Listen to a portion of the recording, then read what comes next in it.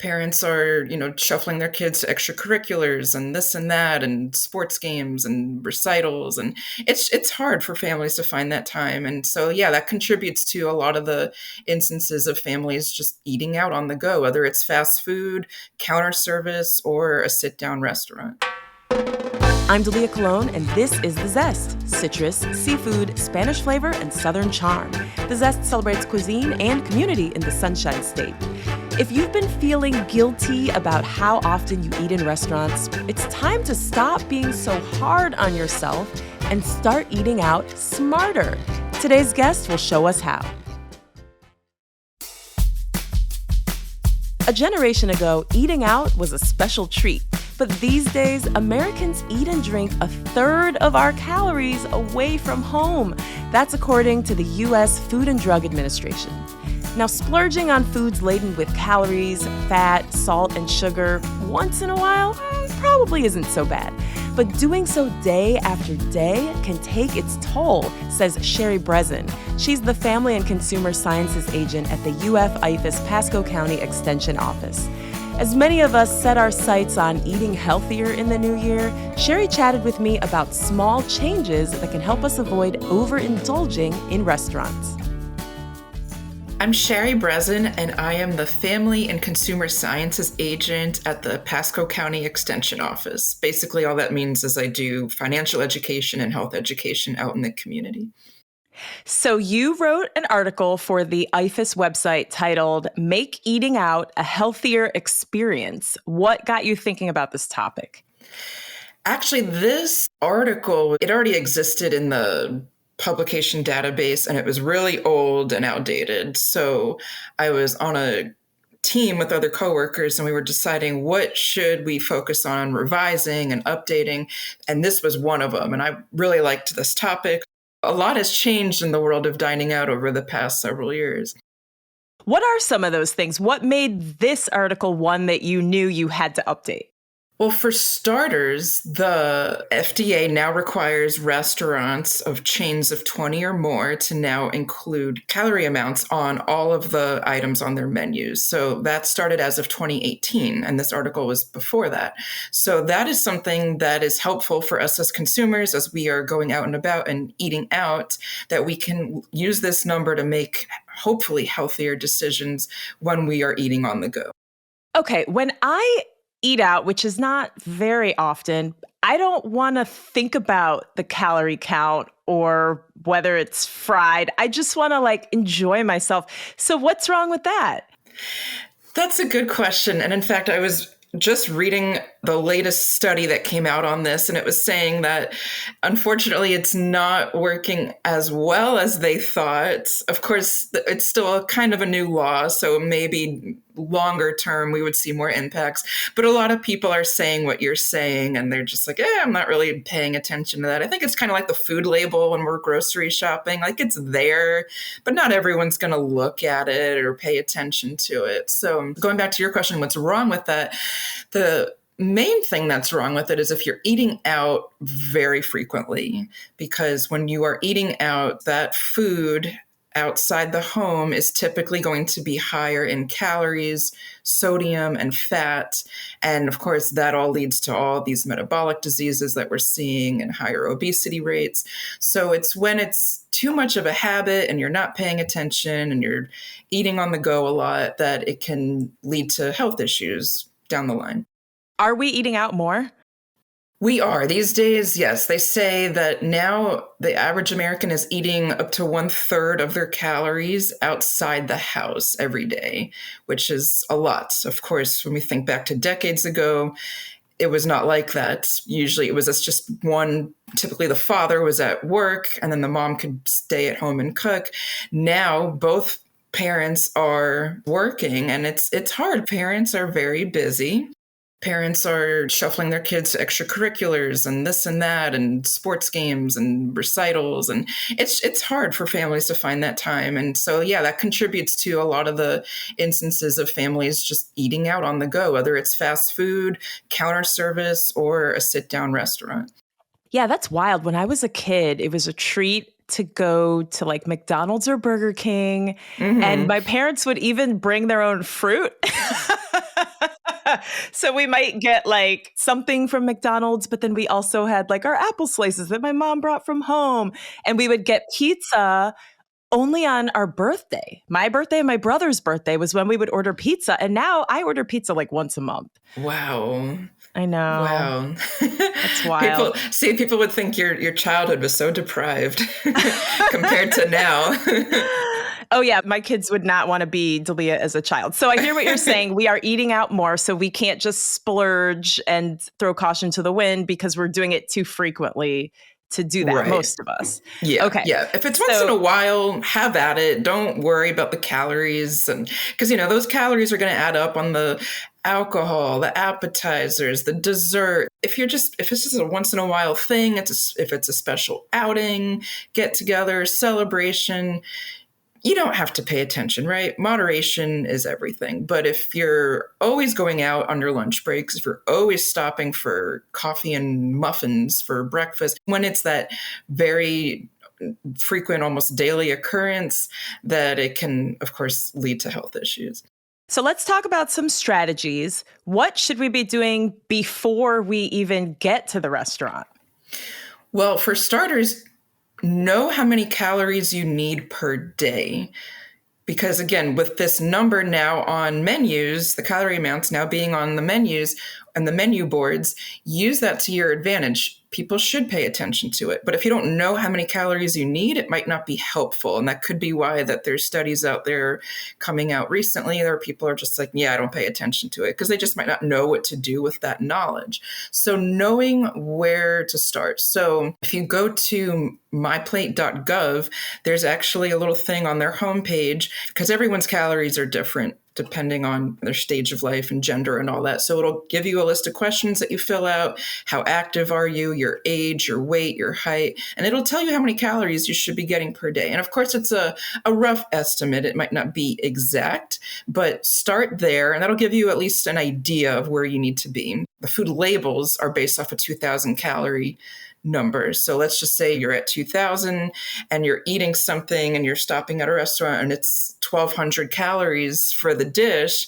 That will tell you, that's more than what I need. Maybe I should find something else. So I always say, just at the very least, know what you need. And that's not just for eating out. That's for cooking at home too, because we have the food labels on products and it's wise to use those too to our advantage. And then restaurants too will have all the health information on their website. So you can look at their menu in advance, see what those calories are, and then even click around on their website. It'll break down how much sodium, how much fat, everything. You'll see it on there. Man, the thing I want is always the 1,200 calorie item. Nobody wants the salad with the dressing on the side. What do you think about the restaurants that have like the skinny menus, or they might have like a little leaf to indicate that this is a healthier option? Should we be steering ourselves towards those? Yeah. Again, in moderation. So if you're frequently eating out, try to pay more attention to those. So yeah, I've seen them label it as like the lighter menu or the heart healthy option. Restaurants are keeping up with trends and people do want to be healthier. Maybe they have a health condition or whatever the case may be. They're just trying to eat healthier. So yeah, there's definitely that little section on the menu. Like you said, the little leaf might be a little heart. There's something to indicate that it's on the lighter side, as in lighter calories. So if you're going to be eating out a lot, definitely look at those options. Don't disregard them or think, oh, healthy must not be tasty, because it is. It's going to still be delicious. A restaurant's not going to put something on their menu that's not going to sell. So even if it's healthy, go for it. Okay, so we went online ahead of time. We looked at the menu. We chose a restaurant that has some healthy options, probably not a buffet. That doesn't seem like a great idea. We're now at the restaurant. What should we be looking for, or what should we be asking the server to make sure we're staying on track, especially people with New Year's resolutions and things like that? You don't want to get off track so quickly. Right, yeah. So especially if, with the new year, going back to another study I was reading, they say that the holiday weight gain isn't so much the problem. It's the fact that we're not losing it going into the new year. So for people that are trying to get the year off on the right track. And again, you don't have to completely eliminate eating out, but just being smart about it. There's some keywords that will really help you. So if the menu, maybe it's not a big chain, so they're not under that FDA law where they have to list out the calorie amounts. Maybe you don't have that information to guide you. You can still look at, like I said, the keywords. So if you're seeing something that says breaded, cheesy, smothered, pan fried, deep fried, right? These are going to be your clues as to, well, this is maybe not the healthiest. And look for words that might say grilled, broiled, steamed, right? Those are going to be your clue words that it's on the healthier side. And then as far as what to ask your server, again, you can just ask, what can this be substituted with? Can this be prepared in a different way? Can this sauce be off on the side? Is this breaded or fried? And if so, can it be grilled, etc.? You can ask your server all kinds of stuff, and they want to be accommodating, right? They're in the service industry to provide good service. So as long as you're within reason and not rewriting the whole menu, I think they'll do what they can within whatever they're at their disposal to make sure that you're having what you're requesting. Man, when you were just saying the words like breaded, battered, deep fried, those words make my mouth water. These restaurants know what they're doing. It makes me I don't know. It makes me just want to stay home because it's like a David and Goliath situation and they're going to win. Or I'm going to get the salad and then I'm going to order dessert. Yeah. And again, once in a while, have fun, have at it, have that breaded, fried, whatever, but just don't make it a daily habit. Yeah. And when you do make it a daily habit, your taste buds change. So then when you are eating something healthier or cooking at home, you want it to taste like it did in the restaurant. Right. Oh, yeah. Yeah. Your palate can definitely change if you're exposing it to enough of a certain flavor. So it could get used to excess sodium for sure if you're constantly eating out. We only need 2,300 milligrams of sodium a day. That's about a teaspoon. So if you, as I said before, you can go online and they'll have all this information. And I do a class on this too. People will look at menus and people will find out that their go-to pasta dish or burger has over 3,000 milligrams of sodium. So it's more than what they need an entire day in just that one meal. So unfortunately, the menu's not going to have it. You do got to click around on the website a bit to find that information, but it's there. And that's another thing you can do. Like if you were diagnosed with hypertension, but you're going to eat out, go ahead and look in advance how much sodium is going to be in your typical go-to dishes when you go out.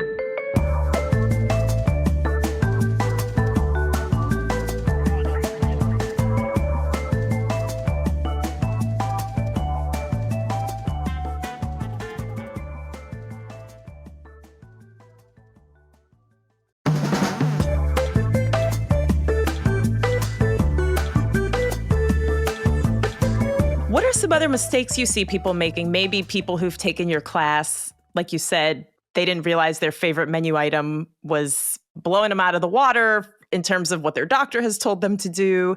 What are some of the other big mistakes you see people making when we eat out? Well, one thing I would say is a lot of us use servings and portions interchangeably, and they're actually two different things. So a serving would be a predetermined amount, and then a portion is just your choice what you're eating.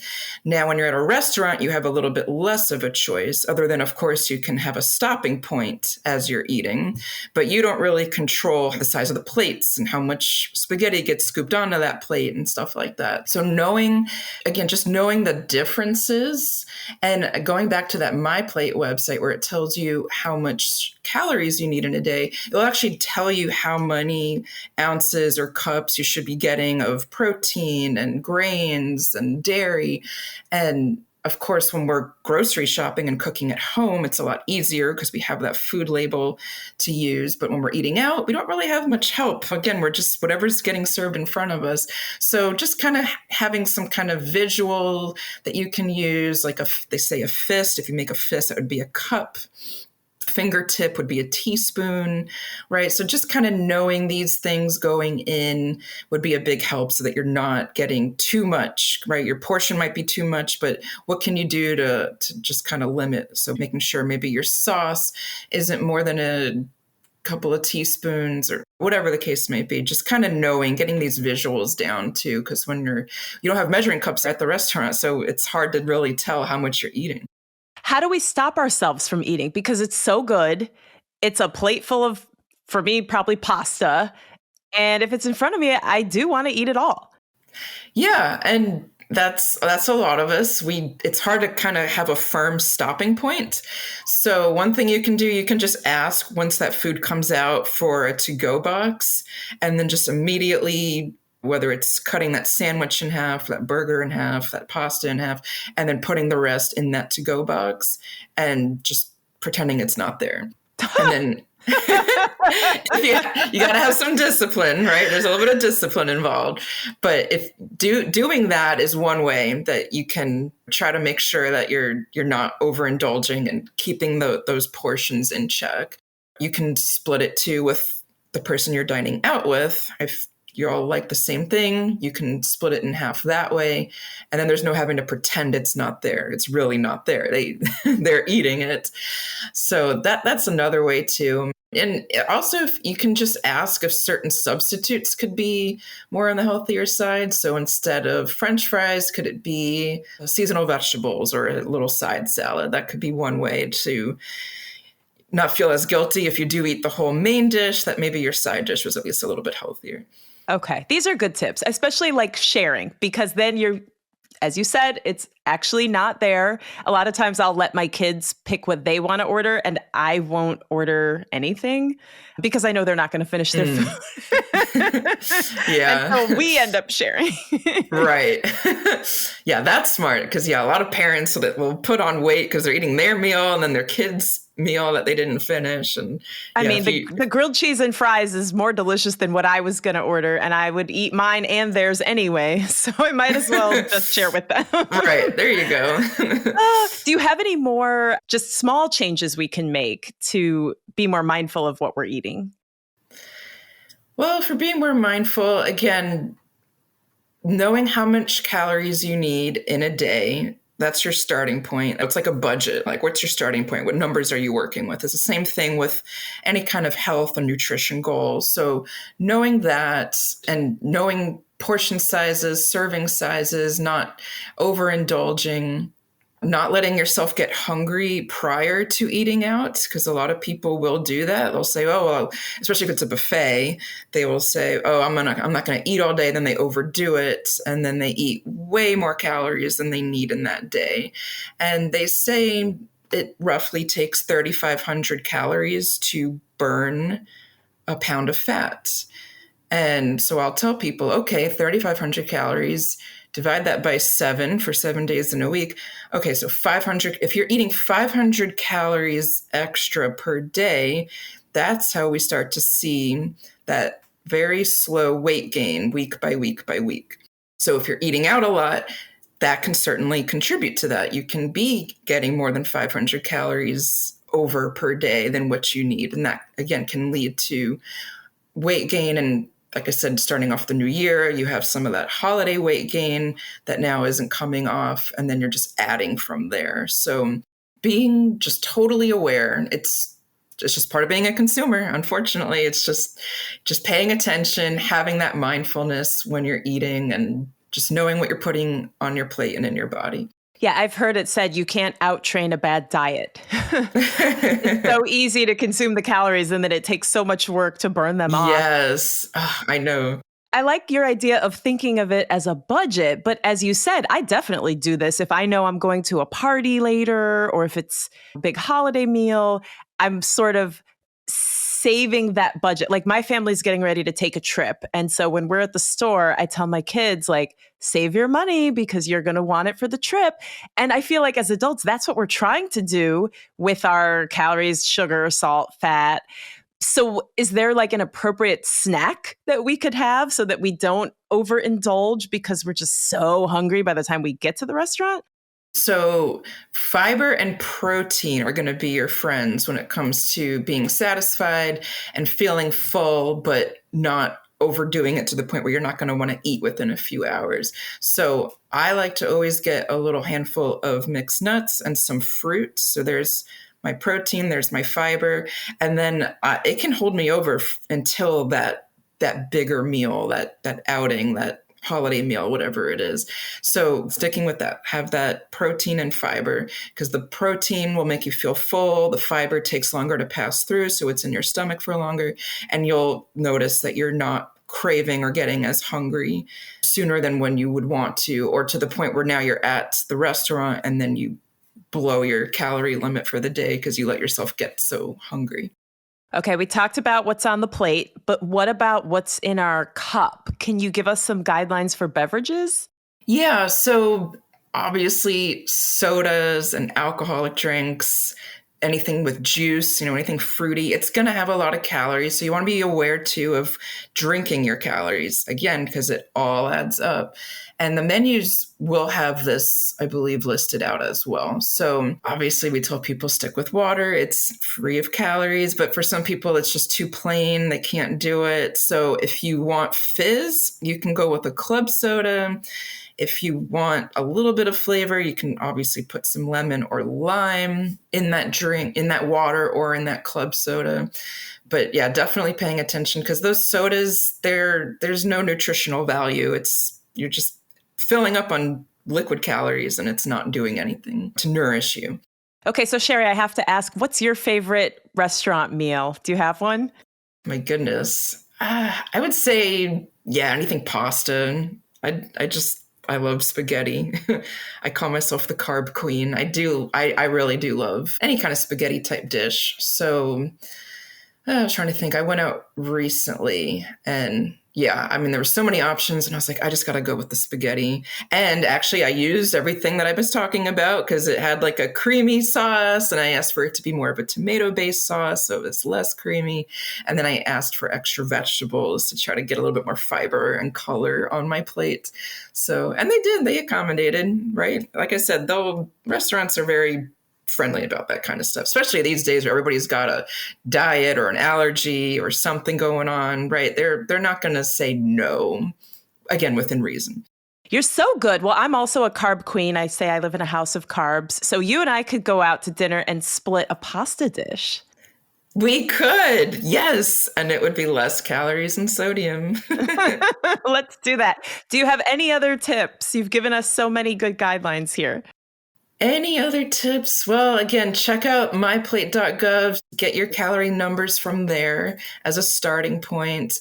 And again, there's also lots of stuff too on tips for eating out on CDC, and the National Heart, Lung, and Blood Institute has some other tips on there too. Kids Health has some tips on how to get kids to eat healthier. So there's tons of stuff out there. And when you're eating out too, on my article, it mentions different cuisines. So like Chinese food, Italian food, Mexican food, it has like a this or that kind of thing. So like, for example, for Italian food, instead of a casserole dish or a cheesy filled dish, can you get like a pasta primavera with vegetables or in a white or red clam sauce, right? So just finding different ways to make things just a little bit on the healthier side, because again, moderation is key. So if you're going to eat out a lot, try to make it more on the healthier side. Okay. And you can always be like my parents and bring your own fruit. That would get looks today. Do they still do that? I'm not even going to throw them under the bus. But Shari, thank you so much for these tips. It was great to talk to you again. Thanks so much for having me on. Shari Bresin is the Family and Consumer Sciences Agent at the IFAS Pasco County Extension Office. Thanks to Shari for those great tips on eating in restaurants. And if you love snacking at home, and who doesn't, then check out my previous conversation with Shari and her colleague in an episode titled How to Snack Smarter. You can find that conversation wherever you're listening to this episode or at thezestpodcast.com. I'm Dalia Colon. I produce The Zest with Andrew Lucas and Alexandria Ebron. The Zest is a production of WUSF Public Media. Copyright 2024, part of the NPR network.